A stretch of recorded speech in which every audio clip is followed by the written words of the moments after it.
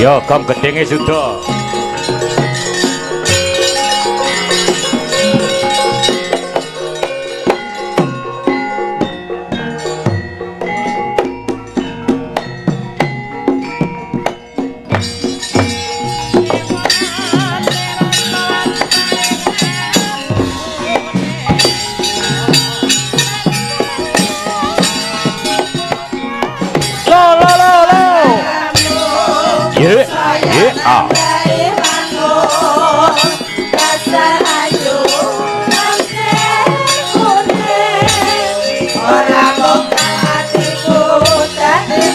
Jogete kaya solopel.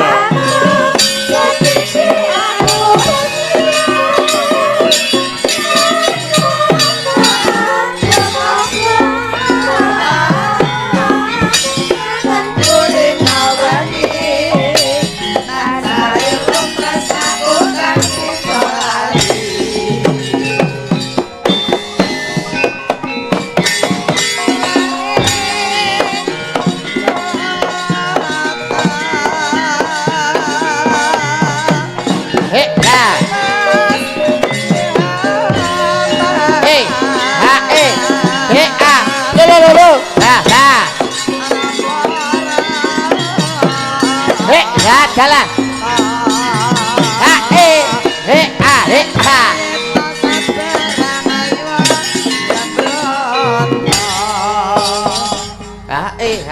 Oh ijik.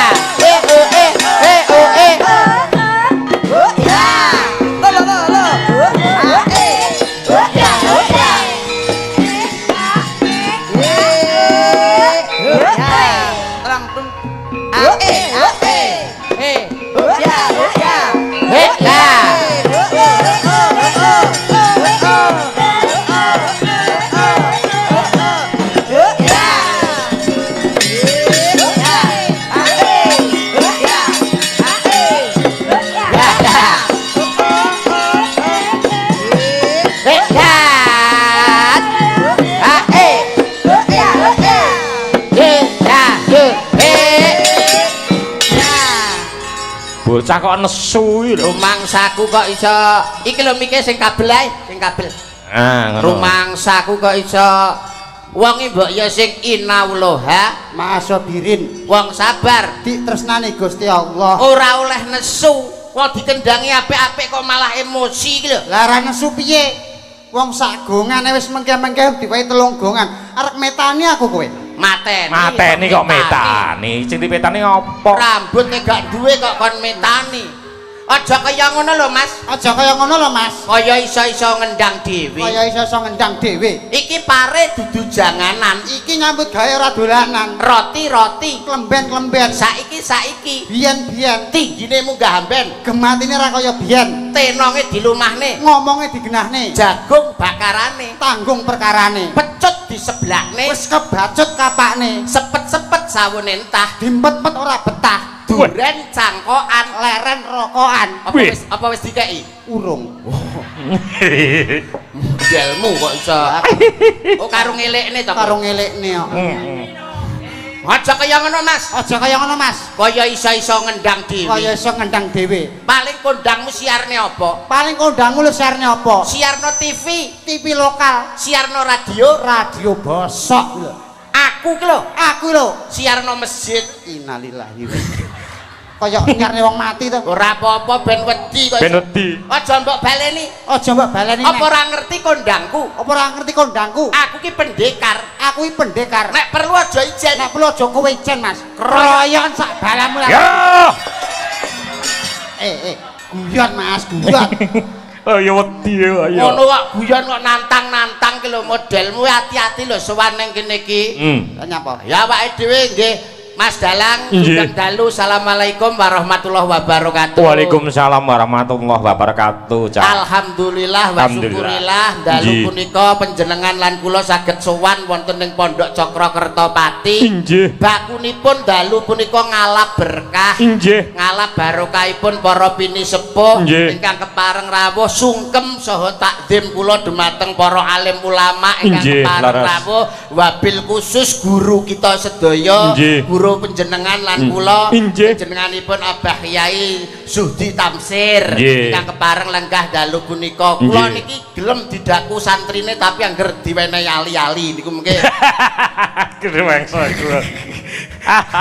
lan para-para ingkang kepareng rawuh dalu punika wabil Nggih. khusus Gus Aan Sohibul Bed Nggih. luar biasa Luar biasa. dalam rangka hol Nggih. Yai Haji Hasan ulama ingkang kaping 100 gangsal. Nggih, Mas. Luar biasa. Luar Ini biasa. iki lho, Mas, awake dhewe kudu seneng. Ya seneng wong ditanggap kok. Piye to iki? Kok seneng ditanggap? Sing tak karepno ki kok ora perkara seneng ditanggap ora. Lah piye? Bengi iki kan awake dhewe melu ngalap berkah. Hol ki tegese ndongakne para Ndongake. pini sepuh, para leluhur mbah-mbahe sing wis murut ing Kasedan Jati, didongakne muga-muga padang dalane jembar kubure, diapura dosa keluputane, ditampi sedaya ngamal ngibadahe. Nah. Kadaku umat Kanjeng Nabi lumebet ana swarganing Allah Subhanahu wa taala. Allahumma Amin. Amin. ndonga ngono kuwi kok iso malah ditanggap. Mudin kuwi kok ndonga. Lah nek sing ndonga ki apa mudin tok? Awake dhewe niki kan ya ngalap berkah to, Mas.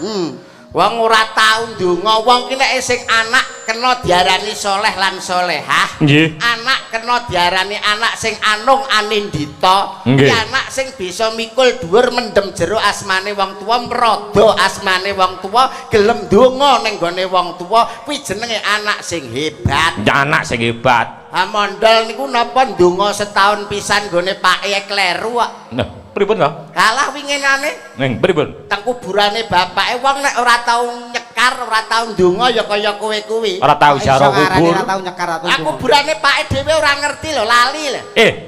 Napa nggih? Alah pas nyekar to, kuburane bapake kan niki ta. Lah kok sing disekari kuburane ngatmi. Ora kurang ajar iki. Lho, Kuburane bapakmu ki iki. Lah kene kuburane ngatmi. Nyapa sing mbok sekar kuburane ngatmi? Kowe roh aku nyekar nang kene jam pira? Jam 5 sore. Aku ngerti nek aku nyekar jam 5 sore iki aku mesti nyekarku rene. Sebab nek jam 5 sore iki Pak Kudulan nggone ngatemi.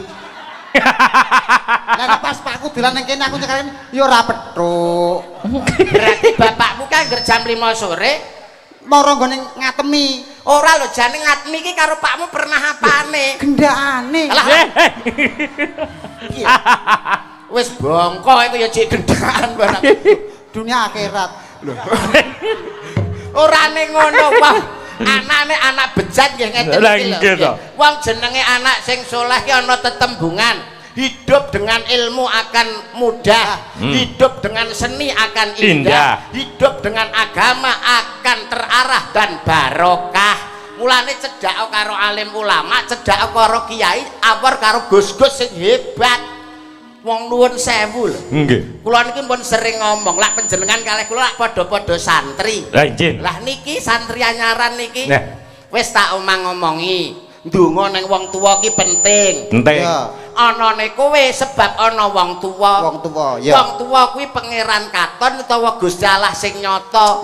Mandi-mandine donga dudu dongane wali lan kiai, tapi mandi-mandine donga dongane wong tuamu. Tugase anak ndongakne ning wong tuamu. Ya. Malam jemaah ndonga ning kuburan, bapake disekar, didongakne wirid Yasin, Al-Fatihah. Malam Jumat Nang ndi? kuburan to. Kowe tau ning ngono kuwi to? Ya iya. Berarti kowe ketok ganteng ning pekok. Lho kok iso? Kok iso ki lho? Lah angger malam Jumat kok nyekar ning kuburan, donga ning kuburan. Ya ora petuk. Lho. Oh ya kecelek kowe. Lah kok iso ki lho?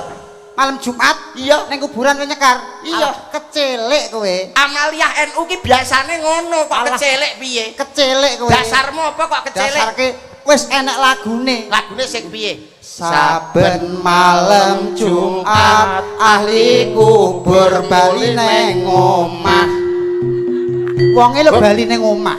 Kok malah mbok sekar ning kuburan? Ya kecilik. Ya bener iki. Saben Malam Jumat ahli kubur mulih neng omah. bener. Ya ora petuk to, Pak. Iya, bener kowe bener. Mulih ning omah kok. Iki goblok kuwi, Pak Mboke mulih neng omah malah awake dhewe neng kuburan. Kuburan.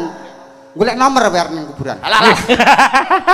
Iki lho cangkeme iki lho. Kok mesti ora ngono iki jane melu aliran apa to jamongan. Wong mbok enteni ning omahe teko kok mbok parani ning kuburan. Iki cara gampange iki ngono kuwi lho Mas, iki cara watahe. Ken iso ning nggone ndonga iki ken iso ning. Kesane nggone ndonga ben iso ning kene awake dhewe sowan ngono. Ah ora padune iki karo golek nomor engko to. Kok padane dalange ae.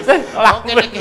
Ngono awake dhewe iki pekat penyakit masyarakat ki wis ditinggalne. Nah, nek bangsane ngono kuwi kan termasuk pekat penyakit masyarakat to, Mas. Iya. Nomor blas aku wis ra tuku. Ora tuku. Blas. Wis kapok berarti. Ora kapok wong aku titip kok. Padha ae.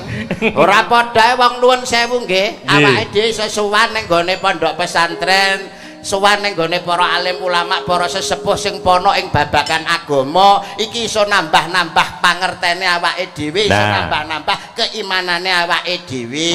Apa meneh sowan ning ngene iki kudu sarwa ngati-ngati. Ngati-ngati. Tindak sapecak tembung saklimah jumangkaing suku mlebu metune napas keketeking jantung kuwi kudu sarwa ngati-ngati. dijogo. Sebab saran dening awak iki sok ben menungso nek wis kapundhut bakal dihisab. Mbok nggo apa kuwi ning alam donya? Nggih to? Dadi dalang sing apik, sinden-sinden sing apik, dagelan ya dagelan sing apik. Lah kon apik kon ndi kowe? Ndas kaya lato-lato ngono kuwi. Ngawur kuwi. Lah ngono ora kaya lato-lato apa? Iki ora lato-lato. Lah kuwi apa? Ki ngono tahu bulat. Digoreng dadaan 500-an langsung mbok dilat. Sing arep dilat ndasmu ya apa? Enek tetembungan, Mas. Piye? Jawa ayo digawa, Arab yo digarap. Arab ayo digarap. Mbah-mbah wis paring dawuh. Piye? Ajining diri, Saka lati, ajining raga, saka busana, ajining awak. saka tumindak. Wong ki nek ajining diri saka lati nek omongane apik, suarane apik, payune mesti larang. Ajine raga saka busana, wong nek busanane besus, busanane apik, payune ya larang. Contone Mas Dalang alek. Nah, suarane apik, busanane besus, payune ya larang. Sebab ajining diri saka lati, ajining raga saka busana. Ngono lho cah ra paham kowe iki. Dadi nek suarane apik, Payune larang. busanane apik ya larang. Larang. Mesti kuwi pesan. Ya jelas to kok. Saiki aku arep takon. Silakan. Kowe ngerti sapi? Lho sapi ya paham to. Paham to? Ngerti. Sapi ke suarane piye? Suarane wah, Apik apa elek? ya elek wong mek mah ngono tok kok. Terus iki sapi nganggo klambi apa ora? Ya sapi ya udah ora klamben. Ora klamben. Iya. Suarane elek, ora klamben, kok malah ndek ben payune larang. Sapi sisi tekan 80 yuta. Lagi dalang iki suarane apik, klambine apik, payu 80 yuta. Cangkeme kaya ya wadak teko kono kaya. Selawe notok iki. Omongane lho, kurang ajar. Omongane kelincip lho. Ngene jenenge menjatuhkan harkat martabat salek lho kowe iki. Ajining diri saka lati, ajining raga saka busana. Lah iya, Suarane apik larang, busanane apik ya larang. percaya ki nek suarane apik. Sapi ming suarane moh ngono tok. Ndek mbene besaran payu 80 yuta. Dalang alek iki. Wong yang ganteng, klambine apik, suarane ya apik. Payu 80 yuta. Selawe lho mentok. Sik ta nuwun sewu Mas Dalang ya. Lah wong iki lho wong menungso kok mbok padakne karo kewan iki lho. Menungso karo kewan ki seje utawa beda Mas. Menungso kuwi makhluk ciptaane Gusti Allah sing paling sempurna. Derajate luwih unggul tinimbang kewan. Aji menungsone. Lah nek karo kowe tetep jek aji kewane. Lho, aji menungso, Aji kewan karo dalang, karo dalange lho jek aji kewan. kok iso ki lho ngomong ngono. Saiki kula takon Mas. Nggih. Sampeyan ngerti walet? Ngerti. Walet nika ilere sekiloe payu 3 yuta. Nggih. Ilere sampeyan adai. Tawakne sapa sing arep kenyang? Iki lho, bukti nyata iki. Pelecehan Bukti tenan nyata. suwe-suwe bocah ki ngendas-ngendasi suwe-suwe gundul ki. Heeh. Walet ilere. Sekilo 3 yuta. Terus Ilere masalah iki ditadoi tawakane sapa sing arep kampus? iler. Nah. Iler. Heeh. Ora enak sing tuku ya? Renek. Kok Kok jemene kowe kuwi lho karo kentang iki aji kentang. Loh. Aku kok mbok padakne karo kentang iki lho. Ya aji aku. Ya aji kentang. Kok iso ngomong nek aji kentang? Kentang diadai, dipikul gawe ning pasar, dinyang wong. Jajal kowe dipikul. Sapa sing arep ngenyang batang? Suwe-suwe kok nglunjak bocah iki. Ah kabeh mbok pestekno. Loh, ora kok mesti ngono. Mulane wong ki nek ora sederajat pengalamane, ora sederajat kepinterane, ngomongan mesti selencong nggih ta. Mulane wong ki mbok yo mangan sekolahan. Rayap kok piye mangan sekolahan? Kok iso rayap? Tegese mangan sekolahan ki basa wantahe ki tolabul ilmi, golek ngilmu, sinau supaya kowe ki dadi wong pinter ora bodoh. Wong ki sing pinter Nah. Mas nggih. Alah pinter ora penting nek kanggo kuwi. Lho, pinter penting. Ora penting nek kanggo sing penting sugih. Oh. Bocah piye to? Ki ya penting pinter to. Pinter dengan kepinterannya akhirnya nyambut gawe oleh duit akeh dadine sugih. Ngenteni pirang tahun. Ngenteni sekolah, pinter, sugih, ngenteni pirang tahun. Ya wani lahir ceprot langsung sugih no. Lah tapi kan nek wong pinter iki kan iso ning ndi wong pinter. Ha, Iso nang ndi? pengalaman wong pinter. Alah, cek manah menak wong sugih. Kok Saiki iso? Ngene. Apa? Jago lurah, mung pinter tok. Sapa sing arep milih? Goblok kok jago lurah nek duwite akeh. Mesti akeh sing milih. Saiki sing korupsi kae wong pinter apa wong bodoh? Ya wong pinter wong iso korupsi kok ya Iya, no. bodoh apa iso korupsi? Sing bobol ATM kae wong pinter apa wong bodoh? Sing apa? Sing bobol ATM wong pinter apa wong bodoh? Ya wong pinter wong bobol ATM iso kok. Tumon wong bodoh iki bobol ATM, gak wani kesetrum cangkeme. Oh iya ya Iya. berat. Penting sugih. Tapi kan ngene Mas, enek lagune zaman biyen mbah-mbah biyen. piye? Bocah pinter besok dadi dokter. Tumpakane motor helikopter. Lho, nek pinter iso dadi dokter. Ha.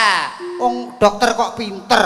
Lho, pinter ya dokter iki. Alah, dokter kok pinter nek tarah pinter. Aku wingi lara to, mara nggone dokter. Ya, terus? Teko kono malah ditakoni. Sakite napa, Pak? Kuwi malah dhek takon aku ora wong goblok kuwi. Pra doktere goblok. Nek dokter pinter, aku teko wis eruh. Larane sampean jantung ngono misale. Lah aku teko malah takon sakite napa, Pak? Wong iki kira golek tombol malah ditakoni. Sik toke bocah piye to ya Allah. Ngono meneh. Dokter. Dokter terus Di muni piye? sekolahnya larang-larang. Tulisannya ra kena diwaca. Lah iya kae gawe resep nek nganti mbok waca ya gak enek wong mara tuku resep ning apotek dhewe to kok iso.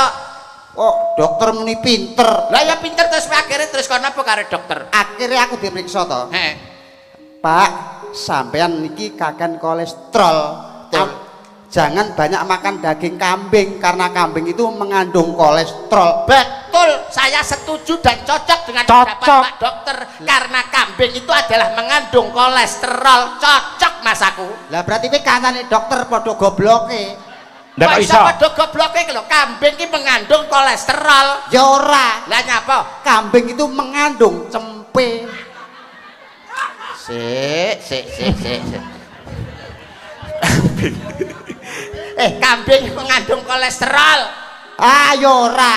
Kambing itu mengandung cempe. Lah iya maksudnya cempe iki lho mengandung kolesterol. Berarti kolesterol ini putune kambing. Piye to pecah iki? Maksudnya ya kambing, ya wedhus kuwi kolesterol ngono lho. Ya ora to, kambing itu mengandung cempe titik wisan.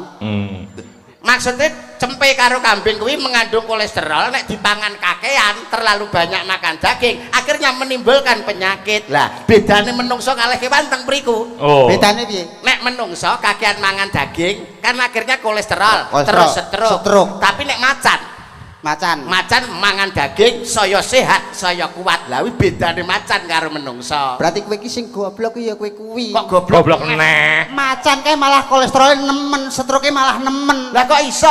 Delok pelakune brangkang-brangkang. Kurang ajar iki. Kae stroke malah nemen. Saito. Nggih. Ya, nggih. Stroke nemen rumangsamu kok cengengesan. Jadi wong berangkat kok stroke. Wah, keleng-kelan karo kowe ora enak pedhot. Ora enak pedote. Awake dhewe menghibur, iki mumpung menghibur. bapak-bapak ibu-ibu sing kepareng rawuh. Ya. Kowe sing mbok pilih sing ndi? Niki enten anu. Napa niku? Oh niki enten Mbak Meni. Ampun sing niki lho. Ndak napa? Pak kepala sekolah wau rasan-rasan kalih kula. Lho pripun? Aku gagal dadi kepala sekolah. Lah kok saged? Muridku enek sing dadi banci. Aduh. Oh, banci. Tolo jae nak jae jatuh jae kontol anak-anak doke bacul siji tul jae nak jae catul jae ji kuntul cari banyak doke Kae, bacul kae. kari siji ora lho iki sowan para pini sepuh sowan ning kene kok malah cekekean malah nangis brebes sih jane dulurmu enek sing lara anu apa piye Nangis matamu. Yo piye to lagi iki? lho kaya ngene lho Blangko tak dekek kono lho balik iki lho. Dikei presker matane. Kelakuane sah-sah. Kelakuane. wong-wong iki ngerti nek ndasmu ki masuk angin ngono Mosok masake ndase tok. lah ndas kaya ngene kok kesakne awakmu ki Kaya ceritane Abah Sudi mambengi. pripun Nggih ngoten niku tak kalih kancane goyone nggih ngoten niku. Oh, nularne Herman kuwi apa? ngene diwalik ngene kae lho enek Mbak Menik kae lho wah awakmu kan suwi to ora ketemu karo Mbak Lah ngene kan malah apik to awakmu ngene lho Nah. pantes lho ada pepatah mengatakan Tak kenal maka tak sampluk. Tak sayang. tak sayang dong coba dong kamu bisa ngerayu ndak kalau ketemu dengan Mbak Menik Mbak Meni, kamu punya uang 2000 enggak? buat apa sih Buat markir hatiku ke hatimu. Iya. markir hatimu ke hatimu Mbak Meni, kamu punya rumah enggak? punya Kalau kamu punya rumah, aku punya tangga. Bagaimana kalau kita berumah tangga?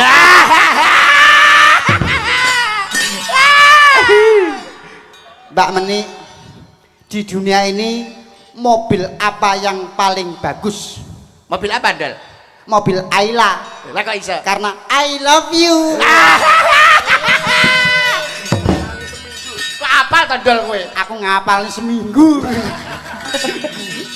Modelmu kok iso? Rada rene. Nah. Kesini dong. Kesini Dor. Kesini dong, kesini dong. Kesini Mbak Meni. Niki Mbak Meni sing terkenal anu dalme gandu menika nggih. Gandu ayam panggang. Nggih.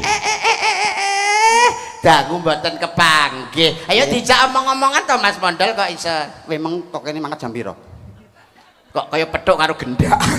Lah sire omong-omongan. Ya sing ngalus asmanipun sinten, Nah, ngono. dalemipun pundi, ngono kok iso. Asmanipun sinten? Dalemipun pundi? Malah matane mlilik. Aku wedi aku. Pak Meni, asmanipun sinten? Lho, ya kuwi. Pertanyaanmu lho piye? Pertanyaanmu. Jadi kon kenalan. Lah piye mau? Mbak Meni, asmanipun sinten? Ya kuwi mau jenenge Mbak Oh, Meni. jenenge kuwi to? Iya. Oh, Mbak kuwi. Kok Mbak kuwi ora paham menika mboten ngirangi Subasita lan Trapsila dangu mboten pinanggih kalian miyan menika asli saking pundi miyan menika piyantun ingkang lembah manah miyan menika saestu piyantun ingkang cantik berbudi bawa laksana awit miyan menika menika kalih kula ibarat wiwit kados sedulur Sinara Wedi miyan kalih kula menika ibarate menapa to inggih menapa sinten panjenengan punika monggo dipun tepangaken sareng-sareng miyan menika sinten Menyan kok sakmene gedene. kok menyan Menyan panjenengan kok menyan supaya akrabe ngono. Akrabe. Nyan ngono, Mbak Meni. Inji Mas Yuda. Piye suarane enak to? Dangu mboten kepanggih kalian panjenengan lak nggih sami sehat to. Alhamdulillah pangesunipun Kang Mas Yuda. Panjang umur. Paringi sehat, panjang umur. Seger waras. Tansah seger waras lho Mas. Saestu nggih. Panjenengan kados pundi kabar panjenengan Kula nggih sehat. Panjenengan alhamdulillah. Nyapa? wong ora ada sopan blas Kowe iki lho nyapa? ngomong-ngomongan anak wong ning gurine kok pledang-pleding ngene-ngene ora sopan ngono kuwi ora sopan Nyapa? Syukur. Ya, Kaplok ngono ae. gak Kowe wani-wani nyeblek bokongku. Bukan Pelecehan. krimnya, kuwi pelecehan. Kurang ajar kowe. Ah. Hah? Kebagusan rupamu ngono kowe. larang brambang timbangane lombok nduk Apa kuwi? Tegese.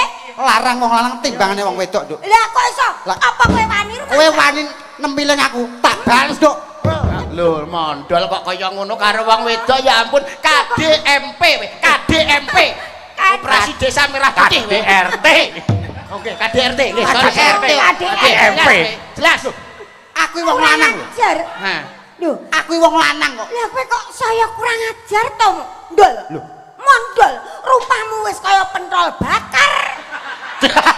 Lah kok kowe rumangsamu trunyak biar ngono kowe. karo Masa wong wong wedok. wedok? Kebagusan kowe. oh malah nyetot pupu dikira aku rawani yo tak bales mondol. Wong lanang. Asasi manusia kena KDMP kowe engko. KDMP meneh. Kuwi termasuk rombongane MBG karo SPPG iki lho.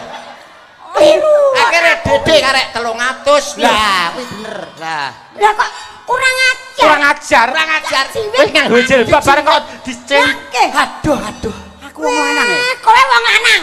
Kowe ngetokne wong lanangmu. Nyoto-nyoto kowe wong lanang, balesen aku le. tak bales tenan kowe bales apa piye Nyoh, ora izin kowe disekseni wong akeh aku ora izin. tak bales tenan kowe Nyoh. titen ono tak bales tenan Nyoh. kapokmu kapan Mas, nggone iki lho, nggone iki. Ora nggonku, nggone Meni, sing mbok ngenekne iki nggone Meni. yo ora Dan wani Nyapa kok ora wani? bayaranmu 30 Dilindungi. tahun kok rampung sewengi. ora wani aku Kok ora wani? dilindungi badan hukum Apa badan hukum? BH Modelmu. Lagi sepisan ketemu ki mbok sing sayang. Piye supaya suasana panggung iki Nah, tak contohnya ngene. romantis? Niken. Madu. Ayo, Apa aku niken. dirayu? Nah, Rayu. ngono. Cara ketoprak ya ibaratnya iki cara gawe lakon, awakmu dadi Sida Peksa, iki Ya. dadi Sri Tanjung, aku Sila Hadi Krama, terus ini kan dadi mbane, kan ya wis pas. oh iya Kowe dadi Sida Peksa, aku sudah paksa diutus karo Sinuwun Sila Hadi Krama, ngupati tumbaling praja Mas pirungan mela glenggung, piye kok ora genah iki Mas telung plentung, lho. Sing melentung kok. Mas telung plengkung. Mas telung plengkung, gumbala telung plentung. Alek plentung, alah. Kuwi lho. yatni plentung Kuwi wis paham to? Wis Sida Peksa. aku sudah paksa Sri Tanjung, kowe dadi mban. Kae Mban, coba kene mban. No. Ya wis Sida Peksa. Sik to, Sida Peksa niki mondol. iya Aduh Gusti. Lah ngapa? Ora apa-apa. Nyapa? Lah ngapa nih? apa to Non, Apa? niki dadi Sida Peksa lho. iya iki Mondol Sida Peksane. Ya Allah. nyapa to Kok malah sedih piye gak seneng kok? Kurang wong. Gak seneng. Lah delok to rupane kok cutek mie ngene. Oh alah, aku nek Sida Peksa ki rol kaya. aku nek gak seneng. Lho, Mas. Nek gak seneng tekan ngomah ndase paprasen terus dicet. pager opo dicet Iki apa gak enak pemain liya? enak yo nggo Iki iki pilihan, iki Pilihan. jalukane sing duwe omah kuwi. Ah, siarke. Yo ngalang ini ora patek semangat aku. Kula siarne nggih. Rene. Iya, Mbak. Nuwun tak siarno sih. Nuwun sagung para tamu kakung Sumawana Putri Wilujeng dalu wilujeng pepanggihan kalian seni tutur tradisional ketoprak apa mas jenenge iki ketoprak Royal 76 Ya, senada dalu menika handamel ira-iran kanthi lampahan Sri Kruwek Sri Tanjung dene para paraga ingkang hangaya jejiban wonten ing kelenggan dalu punika Sri Tanjung katindakaken dening Mbak Ayu Menik Hapsari Lukitawati. Mbak dalu punika katindakaken dening Mbak Niken Salendro Patih Sidapeksa. Dalu punika katindakaken dening kula piyambak Cak Yuda. Aku barang Sila Hadikrama. Sila Hadikrama Bupati. Dalu punika kaasta dening Ki Alek Budi Sabto Utama. Aku dapuk melok dapuk. Kowe ya pengen dapuk to? Dalah melu dapuk. Ya, aku yo pengen melu. Dene Mas Mondol. Dalu punika kadapuk dados ula. Ula nyembur ndasmu. Mas Mondol dados sida paksa sagung para tamu kados pundi babaring cariyos ing kelenggan dalu mangke wasana wilujeng hamirsani ngantos purnandhingan dicara nuwun nuwun tek tek tek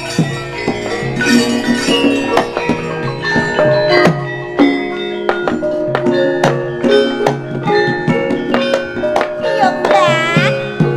Rene-rene ya piyong. Piyong. Iki mau sing sinden suarane demit. Mak supinem brondol. Piyong Ban. Nggih Gusti. Gusti Putri. Inggih Gusti Putri. Kewajibanmu ing pepungkuran apa wis rampung kabeh, Piyong? Sampun Gusti Putri. Ngene ya, Piyong. Sarene aku ki mau wis suwe banget kapang karo Kang Mas Sidapaksa. Aku mbayangne sing Sidapaksane kaya Wong ngono iki gagah, ganteng, gedhe dhuwur. Bagus lah pokoke. Lah iya. Bagus iku. Lah ning kok terus sing dadi mondol ki lho. Aku bayang aku terus pudar. Kuwi Sidapaksa pas kena kencing manis lho. Tapi ya wis mari kok. Ayo do Sidapaksa metu. Tuk tuk tuk tuk tuk. Aku ngrante. Tuk tuk tuk. Dan tenan sigrak. Coba bayi. Duduk. Duduk. Duduk duk duk duk. Ayo patut dadi Sidapaksa. Tuk tuk tuk tuk tuk. Wah, apik sigrak. Tuk tuk tuk. Gila kita arek kok. Dang. Cuangkemu tuk-tuk aneh no. Dang. Toprak sewang yo tak tuk tok. Ngetuk iki terah ya enak. Dintanteni kok ming tak-tuk. Wayahe omong. Duduk. Lho. Duduk. Kang Mas Sidapaksa. Nyapa? Lho hehehe. Kok nyapa piye to? Kowe iki manten anyar. Manten anyar arek pamitan karo bojomu tugas negara diutus karo Sinuwun Sila Hadikrama. Ora suwek raimu lho. Ngono lho. Goleki bala pitung plenthung nang pertapan Majasem. Ya kowe iki tanggap plenthung-plenthung ning Majasem. Karo sambilanang Yayi Sri Tanjung. Kang Mas Sidapaksa iki tak mentolo-mentolok nih. Iki pokoke bayang aku iki Gus Aan ngono iki. Masa Gus Aan. Gus Aan direbeki. Gus Aan nganti lek guyu nganti geblak lho. Ben sana no. Apa mana aku bayangne ngono wis. Yayi Sri Tanjung. Nek aja nemen-nemen wae madhep rene. Lah nyapa? Mondol ambune solar iki. Abape kaya batang kok. Ya iya. Jane cangkem apa WC. Nyapa? Iya. Lah ya raya kaya sak piteng jarene. Yayi Sri Tanjung. Kang Mas Patih Sidapaksa Sitopaksa wonten menapa Kang Mas kok radi randhat lawuh panjenengan wonten ing Taman Sari Kang Mas Sitopaksa kula sampun ngrantu rawuh panjenengan kini menapa panjenengan kok mboten kondur-kondur kula sampun kapang sanget dumateng panjenengan Kang Mas duh Kang Mas Sitopaksa menapa panjenengan mboten emot Ya ampun. Lek kok iso nesuwi lho. Suwi lho piye ta? Ngomongku kapan? Ngomong Kene kene sak kecap, kono rong kecap, kene rong kecap, kono patang kecap. Terus? Sampai aku gak oman kecap-kecap. ya kecapar jarian kae. Lah piye? Ya tak ngomong. Ngomong ah. Yai Sri Cepet Tanjung. tak mango. Ngomong ndang cepet ndang cacek sacet ngono lho. Yo. Suwi liramu. Yo. Kowe iki pateh kok iso wedi karo bojomu lho. Lah nek ra diparingi terus piye? Wong lanang kok sampe wani karo wong wedok nek gak diparingi terus nasibe piye? Apa arep di anu. Ayo. Gedang. Ya mang. Kamu cepet. Yo. Ndang sacet. Nyapa? Karepmu nyapa? Yo. Dang, cepet. Yo ngene iki lho. Iki toprak apa wong padu? Wong lanang kene njaba kaya macan. Nang ngarepe wong wedok ya kaya kucing angguran. Yai Sri Tanjung. Kula Kacang Mas. Sebab apa aku goleki sliramu teko ing Taman Makam Pahlawan kene?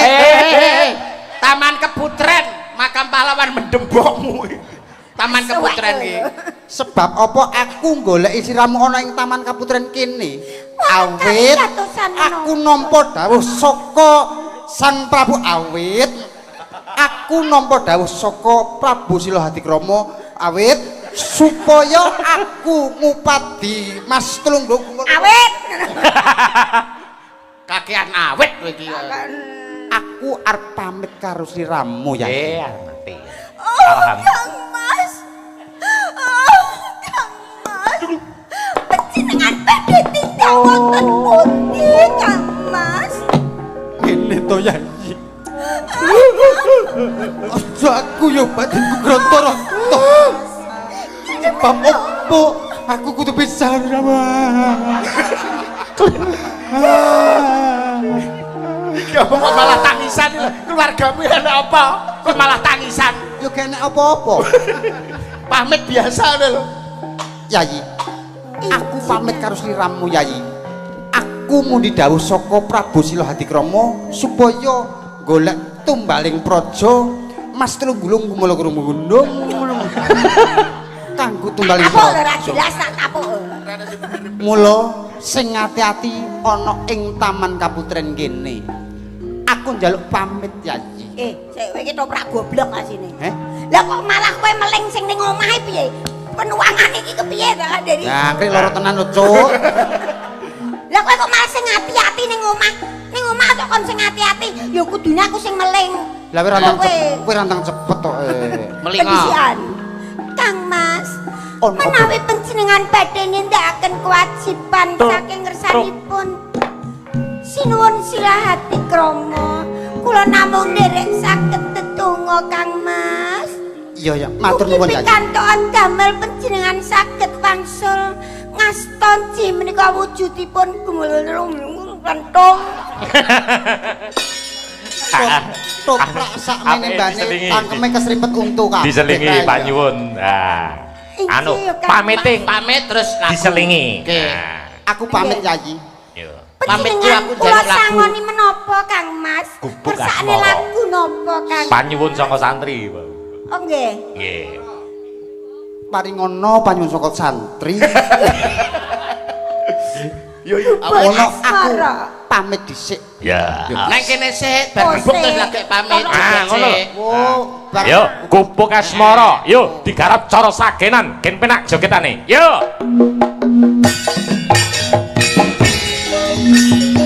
Kasih.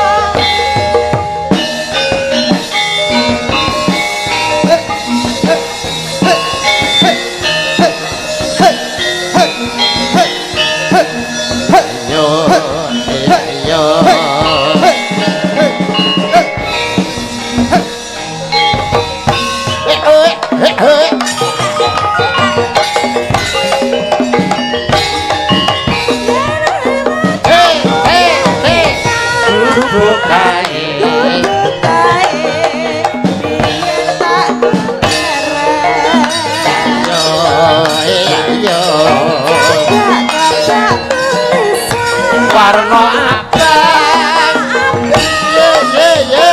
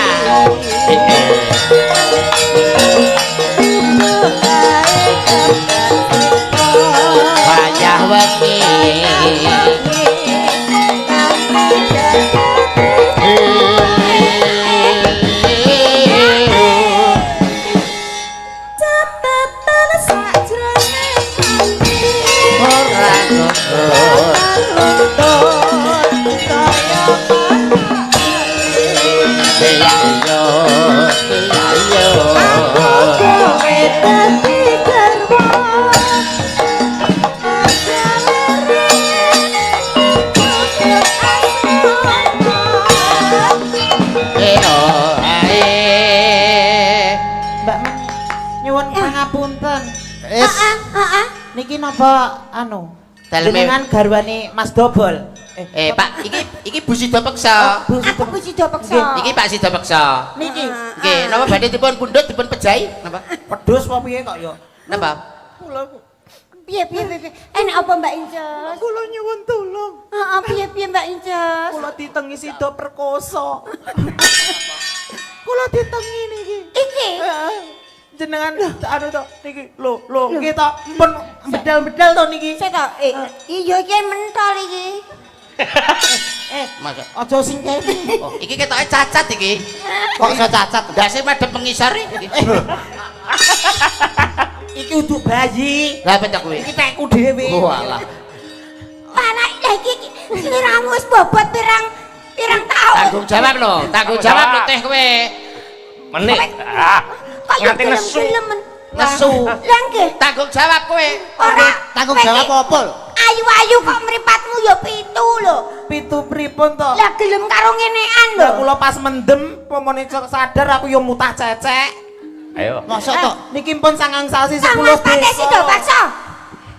Kene menapa panjenengan kok menghamili Inces? Hah? Kurang wong wedok apa piye? Lah nggih Biar. Kurang wong wedok iki Ngono kuwi apa mbok piye? sing tanggung jawab wong lanang. Wong lanang ora tanggung jawab ya ngono kuwi. Sik to, perkarane iki lho apa? Kuwi lho nyatane lho laporane kene. Laporan. Meten Ya, Mas tengi, aku mbok tengi. meten mbok tengi sangang sasi 10 desa. Dina RT kami tuwa lurah bayan kabeh sebut nduk. Ora karepmu piye? Kowe Karepmu piye? kowe meteng. Jane ning omah nganggur. Ditinggali lunga terus. Lah kok malah ngeteng iki Teng kono nggerak. Jenenge wong lanang cap bobok kowe iki. Ora enak sing nyurung. Rambut surung to? Urung. Surung pisan kas. Heeh, tumprakane sampun. Kowe meteng. Ora mungkin. Lho, Lah kok iso? Ora mungkin. ora mungkin meteng. Lah ngopo? Sebabe Oh pas kuwi ming tak tutul-tutulne tok. Wong itu. tutul-tutulne. Heeh. Ayo ngaturake lakon ya, sih. Masa ada prebar? Ngopo?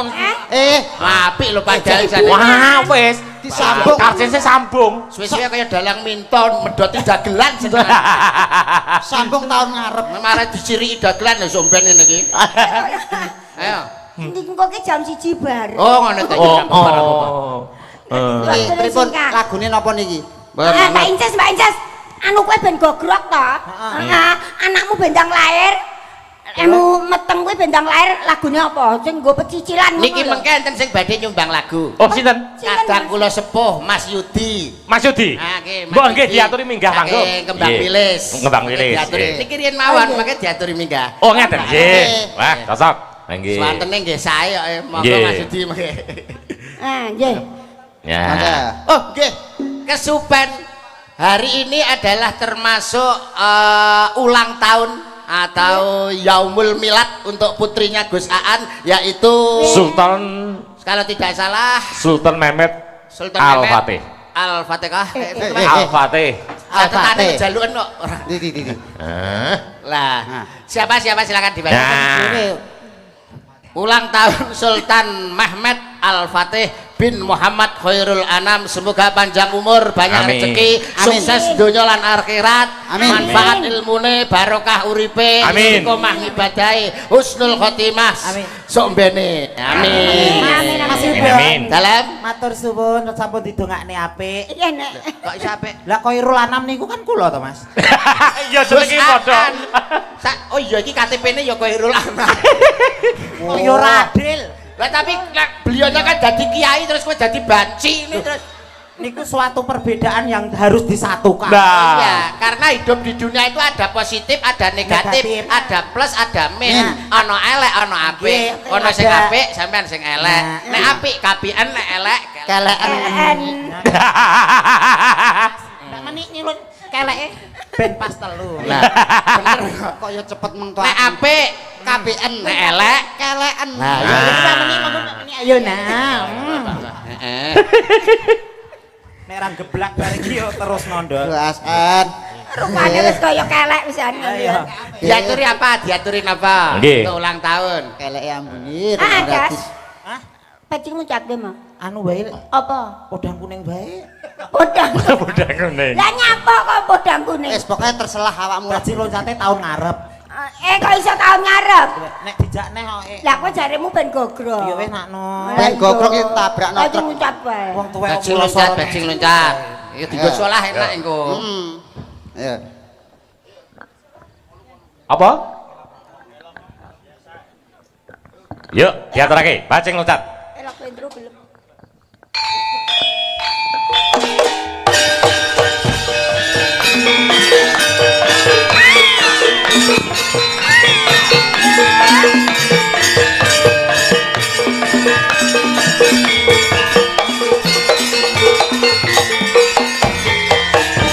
Lalalala.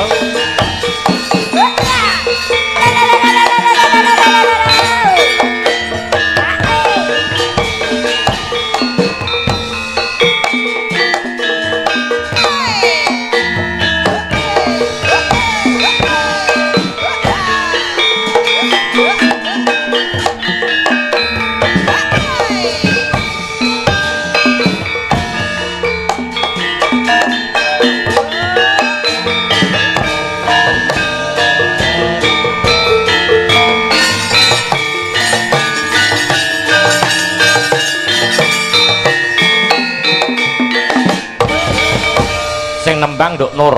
Ya. Yuk.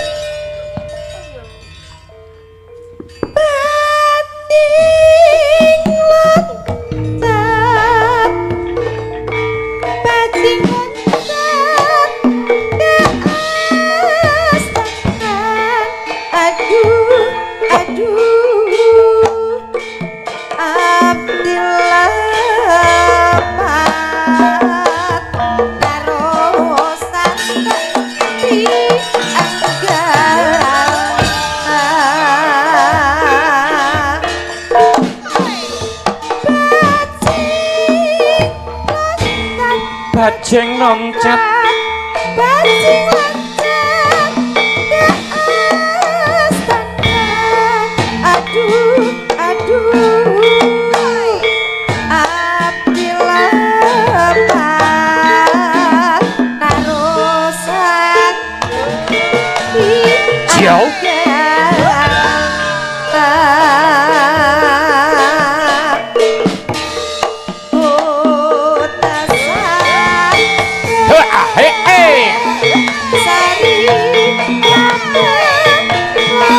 Alah yo joget oleh penak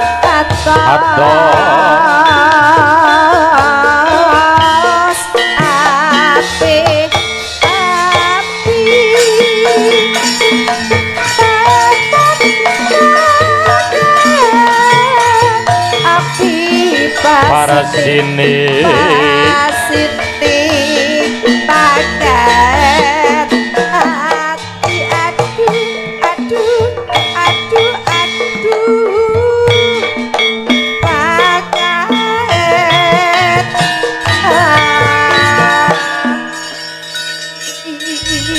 Cayuda wah luar biasa luar biasa ini wau Jaiponge rong tekan Bandung lagi Cirebon ngono balik Angge niki enten sing ajeng nyumbang Pak. Nggih, Mas Yudi, Mas Yudi. Cocok karawan panyuwunipun Abah. Nggih, Abah Yudi, nggih. Nika kadang kula sepuh. Nggih. Mas lagu-lagune karo lakone. Ah, ayo. Diaturi minggah. Monggo keparenga minggah ing sasana panggung.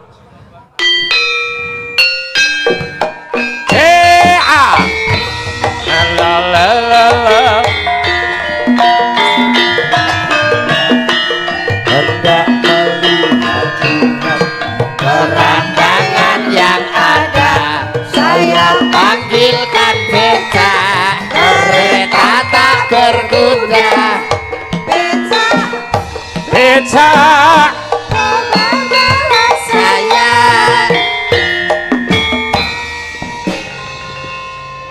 nek teng ngandhap niki sesepuh kula, kadang kula sepuh mas kula. nggih. Tapi nek teng dhuwur ngeten iki kula sing kuwasa kula niki. Wis. Niki dalu niki niat dientekne Mas Yuda niki kula. Kula niki wau pun badhe mboten bidal. Perasaan kok prindang-prinding dikerjani Pak ngene iki niku. Lah kula didhawuhi oleh yaine mboten tindak, mboten sowan niki mboten sketsa. Nggih. Tapi dikerjani Mas Yuda niki. Niki Saestu Mas Alek panjenengane menika ngasta wonten ing Lanut Iswahyudi. Nggih, leres. Kesibukane luar biasa. Nggih. Ngasuh para adik-adike termasuk panjenengane Abah Yai Sudi menika nggih sesepuh kula Mas Yudi, Mas Bambang Dwi Tunggal. Nggih. Bareng rawuh sedaya. Wah, hebat. Pendekar sip. nggih. Pendekar dedeke pun pas nih. Nggih. Pendek dan kekar. Nggih nuwun sewu Mas Alek niki. Niku betane samsak jenengan. Niki. Niki kesenggol muntir. Senggol muntir niki. Diingeti tok minger. Lah nggih. Niki gek kula kan napa to Mas? Nembang Mas jenengan derek. Lah kula lagune lagu kebangsaane kan nembang niki. Niki nuwun sewu ingkang kagungan ayam sing lagi angkrem mek pun nek mengke gogrok ayame lah. Ngungelne ngrungokne swara kula kan terus sapi-sapi sing meteng kebobo semeteng gogrok kabeh. Nggih. Lah nggih. Mboten. Suarane nglawantur kang dene nggih nuwun sewu lho iki dalang nggih. Nggih. Nuwun sewu Rama Yai Gosaan kula wau uding kudang Gosaan Gus wis. Dikerjane wis.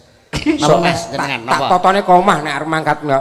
Timbane rasap nik ngewel lho Mas. Aku sampean iki. Napa nggih? Nek nyambungi cah-cahe kendele ra apa munggah bagus. Nika nek kula timbane kan nyanyi jane kan terjun manu. Loncat pesawat pun siap lah ngeten iki nyanyi niki wis jan. Nggih kula badhe bawa mawon nggih. Siap. Nggih. Nyidam Sari. Oh, Nyidam Nyidam Sari. Niki kawula hadiahaken dumateng Gus Fatih. Nggih. Dalu punika ingkang nembe ambal warsa. Mugi-mugi tansah pikantuk sih rahmatipun Gusti Allah. Amin. Winantu rahayu dagda kalih sambi kala panjang yuswa Amin. lan saged junjung asmane tiyang sepuh. Amin. Amin. Lan ugi nderek mangayu bagya Pondok Cakra-Kertapati. Hal khusus kaping 100 gangsal. 100 gangsal nggih. Nuwun sewu Rama Yai Gosaan. Mangke nek mboten prayogi swara kula ten andhap njenengan keprok mawon mboten napa. Boten. Boten. Kula bawa mawon nggih, mangke Nggih. sing nerusne kajenge Mbak Mbak nyanyi. Mbak Nggih. Sinden. Mas, mungkin nek laur jadi pancal lho tak jajal. Duh wong manis Pas kali laras. Pas. pepujan ning ati. Lagi watuk sampean kerjane Mas. Kaya ngene wong kang nandang asmara.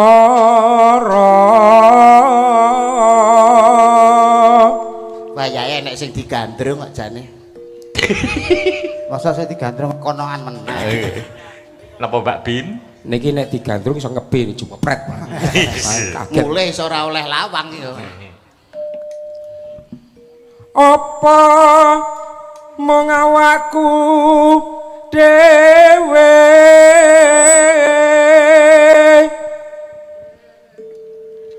duh dewa Jawata Agung welas sono mring wak mami. Ya, sip. Suarane kaya wedhus kejiret. Sae Mas. Besok kapan ketekan jejer lan wong ayu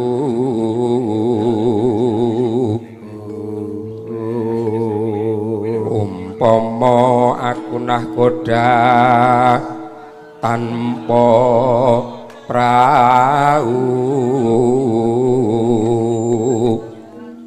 sasat darat den pepetri nyidam Sarias Moro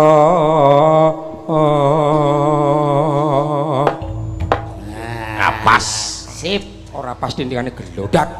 Mboten niki. Pas sinten sing salah gune pindah. Anu, Mbak Nur, Mbak Nur. Niki nembe Nggih. gewerok anu ki. Nggih, anu duet mawon. Nggih ngaten Cak Yuto nggih. Nggih, mriki Nur.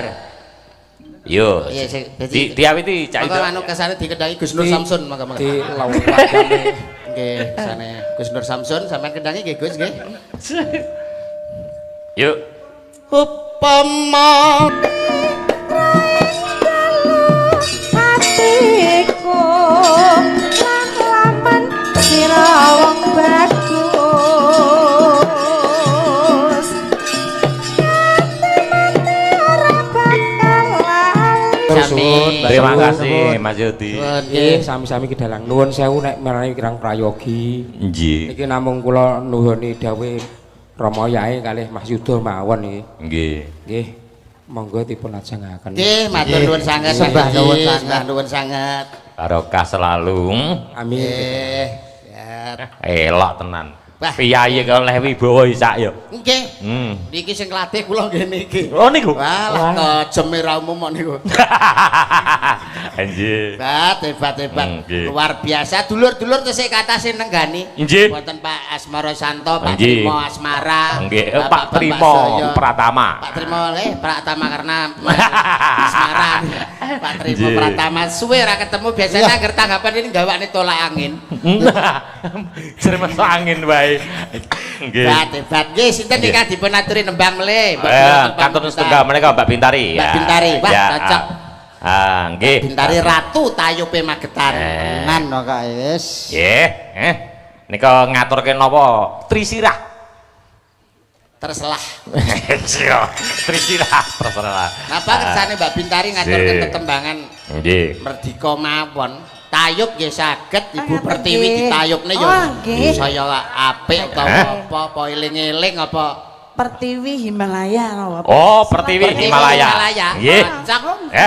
Garap cara Niki Branglor nggih. nggih Nggih. Pondok Pesantren Nasional. Iya ya. Oke. Nasional. Pertiwi Himalaya. Yo, cara tayub. Ya, sing nayub. Nah, yo. Sing tanya Pak malah lenggah kabeh yo. Lho, Oh, bagian nah. ayub kok malah kene lho kok tak tapuki sitok. Ayo sing bagian ayub ki lho kok. Nah, ayo. Nggih. Larang ngono. Yo, bukani. Pertiwi. Yo. Halo, ngoten iki lho, Mbak. Sik. Sik. Ben dialus sik Pak Bonang. Halo, kayak biasane. Nah, Laurung. Gambyong iki pripun? Ini lah. Halo. Cek 1 2. Ampun. Halo. Kerawitane apa niki namine? Kesupen. Hah? ALX. Halo ALX. Kukilo laras. Siap. Kukilo. Oh. Nggih. Harian. Halo Kukilo Laras. Pertiwi mandhapipun Himalaya. Ser. Ya. Ser. Ngene iki ya teko Medion, teko Bodak, teko Bolo. Wah, Ada nih. wis ora umum. Ya, yuk. Kelangenane ora Bodak. Padangkung. Sampur lumaksana sekawan dosa. Pokoknya kontur ge. Babile kan. Tayub ditata ben guyub. Raning tanggung bebasan tanah koma. Leca Rama. Anteng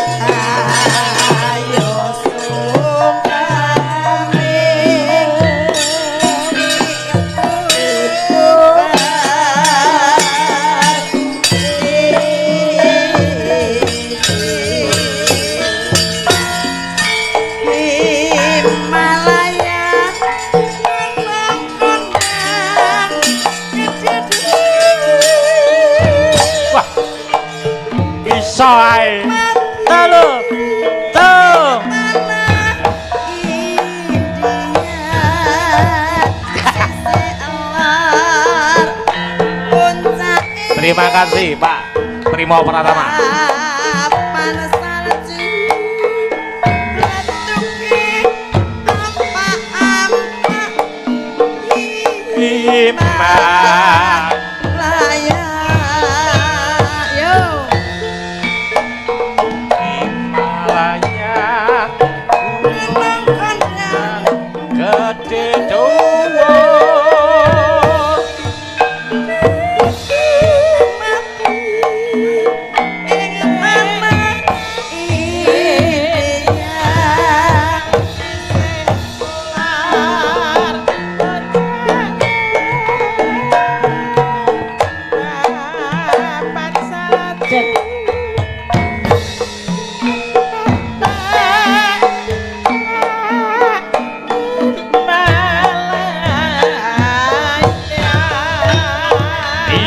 Penake ya yang dirasake Jawa.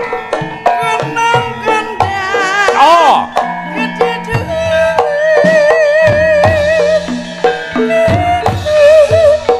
So.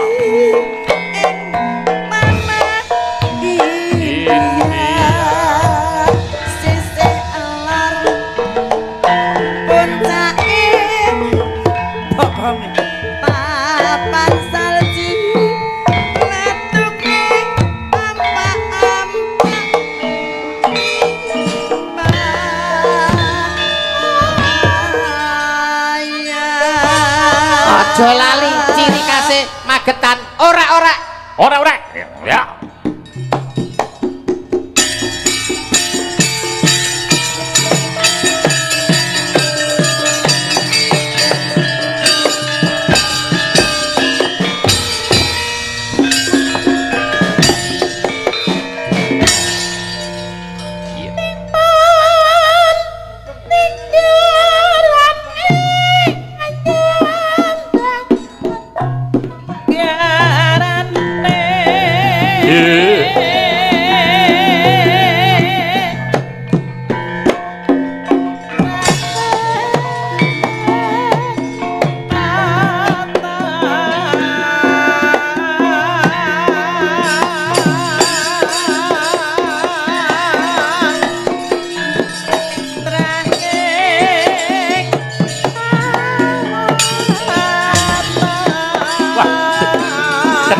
Tinggalane Mbak Sukar.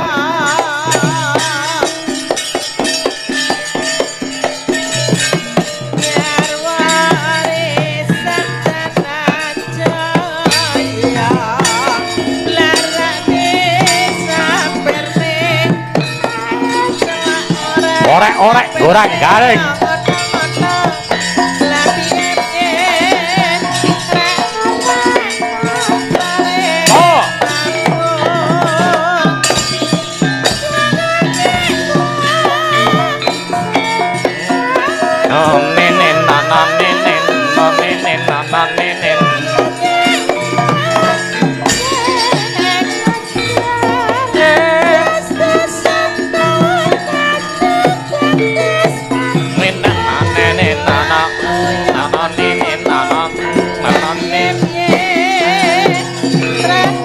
Awas.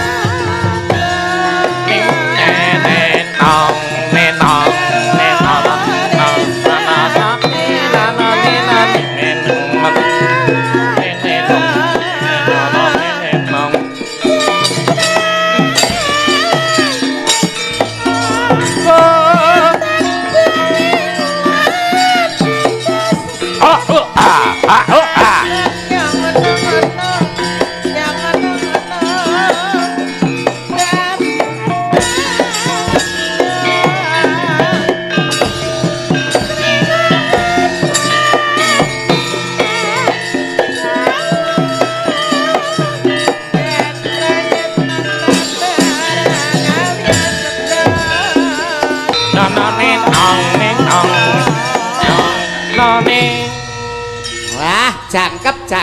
Nggih, wah elok nggih.